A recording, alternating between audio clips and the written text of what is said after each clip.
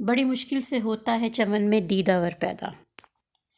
कायद आज़म का यौम पैदाइश जब भी आता है तो मुझे इकबाल का ये शेर याद आ जाता है, जो हमेशा ये लगता है कि उन्होंने अपने बारे में सर सैयद अहमद ख़ान और कायद आज़म के बारे में लिखा था। हज़ारों साल नरगिस अपनी बेनूरी पे रोती है, बड़ी मुश्किल से होता है चमन में दीदावर पैदा। कायद आज़म पुख्ता इरादे के मालिक थे, लेकिन सबसे बड़ी बात ये थी कि कायद आज़म के किरदार की गवाही अपने और बेगाने सभी देते थे और अब तक देते चले आ रहे हैं।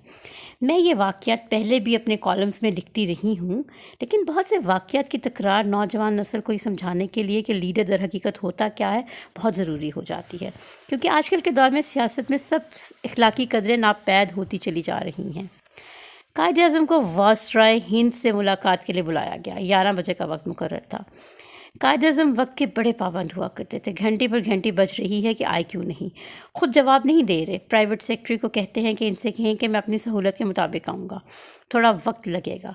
वायसराय को जवाब दिया जा रहा है। 11:15 बजे पहुँचे। आज ये बात हमारे और आपके नज़दीक बहुत छोटी सी है, लेकिन इस नज़ाकत को सामने रखें कि वो वायसराय है, वक्त मुकर्रर है। खैर, कायद आज़म पहुँचे तो वायसराय ने बात शुरू की कि ये जो बार कौंसिल का किस्सा है, मैं इसमें कुछ वजाहत करना चाहता हूँ। कायद आज़म ने खड़े खड़े ही कह दिया कि मुझे आपकी वजाहत की कोई ज़रूरत नहीं, और कमरे से बाहर निकल आए। इस वाक़े पर तबसरा करते हुए एक हिंदू लीडर कांची दवार कास लिखता है कि ये देखकर दिल में मुसर्रत की एक लहर उठी कि हिंदुस्तान में मिस्टर जिन्ना जैसी दयानत का कम से कम एक लीडर तो है जिसमें इस कदर सदाकत और बेबाकी थी कि उसने अंग्रेज़ वायसराय के मुंह पे कह दिया कि वो उसे क्या समझता है। जबकि बाकी हिंदुस्तानी लीडर, जिनमें कांग्रेस हाई कमान भी शामिल थी, इस वायसराय को बेहतरीन इंग्लिश जेंटलमैन और बेहतरीन ईसाई जेंटलमैन जैसे खिताबात से नवाज कर उसकी चापलूसी किया करते थे।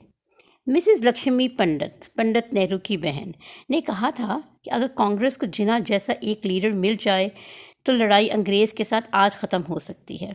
नज़रिए ज़रूरत उनकी लुगत में था ही नहीं, असूलों में बड़ी ताकत होती है। ये सब कुछ सुनते चले जाएं और आजकल की सियासत को मुलाहिज़ा करते चले जाइए। कलकत्ता चैम्बर में एक सीट खाली थी। आज हम नहीं समझ सकते क्योंकि हम सब मुसलमान हैं और सारी सीटें भारी हैं और हमारी हैं। हिंदू के मुकाबले में कलकत्ता चैम्बर में एक सीट वो इस बात का टेस्ट थी कि मुसलमानों में कितनी स्ट्रेंथ है। इस्फहानी वहाँ सीट के लिए खड़े हुए। इंतखाब के 2 दिन पहले एक और शख्स भी खड़ा हो गया। प्रॉब्लम हुई कि वोट बट जाएंगे। अब्दुर्रहमान सिद्दीकी इनके साथी थे। वो एक शाम आए। इस्फहानी ने ख़ुद अपनी किताब में इस वाक़े को लिखा कि कुछ आहिस्ता आहिस्ता आपस में बातें कर रहे थे। कायद आज़म ने कहा, करीब आकर मुझसे भी बात करो। उन्होंने कहा कि अब बड़ी खुशी की बात यह है कि जो फ़रीक के मुकाबिल उम्मीदवार खड़ा हुआ था उसके साथ बात हो गई है। उसने कहा है कि मेरी ज़मानत का रुपया मुझे दे दें तो मैं बैठ जाता हूँ और इस्फहानी बिला मुकाबला मुंतखब हो जाएंगे। आपने सुना तो आपका चेहरा गुस्से से हो गया और कहा, कब फरीक मुखालिफ को बैठा देना, उसकी ज़रा ज़मानत वापस देख कर ये बिला वास्ता रिश्वत नहीं तो और क्या है। ऐसा कभी नहीं होगा। जाओ और उससे कह दो कि हम मुकाबला करेंगे, हम नाकाम रह जाएंगे। एक एक सीट नहीं, एक एक वोट बहुत कीमती था उस ज़माने में। अब्दुर्रहमान को वापस भेज दिया गया और मामला मनसूख कर दिया गया। और फिर जो असूल बयान किया वो सुनहरी हरूफ में लिखने के काबिल है। फरमाया, मेरे अजीज़ों, याद रखो, पब्लिक लाइफ में बददियानती प्राइवेट लाइफ से ज़्यादा अहम होती है। पब्लिक लाइफ में बददियानती से हज़ारों लोग गुमराह हो जाते हैं जिन पर आपका एतमाद होता है। याद रखना, सियासत में किसी मुकाम पर ऐसा ना करना कि असूलों को छोड़कर कोई और चीज़ ख़रीद दो।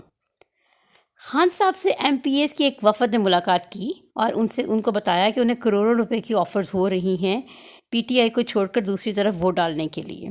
तो आपको मालूम है खान साहब ने क्या फरमाया, जो रियासत मदीना के दावेदार हैं। उन्होंने कहा, आप ऐसा करें, पैसे पकड़कर वोट पीटीआई को डाल दें। अब कायद आज़म का सुनहरी असूल पर गौर करें और आजकल के सियासत के खेल पर गौर करें। हम अपने नौजवानों को क्या दर्श दे रहे हैं। कायद आज़म की तकरीरें अंग्रेज़ी में ही हुआ करती थी और मजमे में पिन ड्रॉप साइलेंस होता था। एक अंग्रेज़ रिपोर्टर ने मजमे में एक शख्स से पूछा जो कि अनपढ़ था कि आपको कुछ समझ में आ रहा है कि कायद आज़म क्या कह रहे हैं। उसने जवाब दिया, समझ तो नहीं आ रहा, लेकिन हमें इस बात का यकीन है कि जो कुछ कह रहे हैं सच कह रहे हैं। पता नहीं हमें अब ऐसा लीडर कब नसीब होगा। कायद आज़म पाकिस्तान बनने के बाद जो 1 साल ज़िंदा रहे वो अपनी क़ुव्वत इरादे की बिना पर ज़िंदा रहे।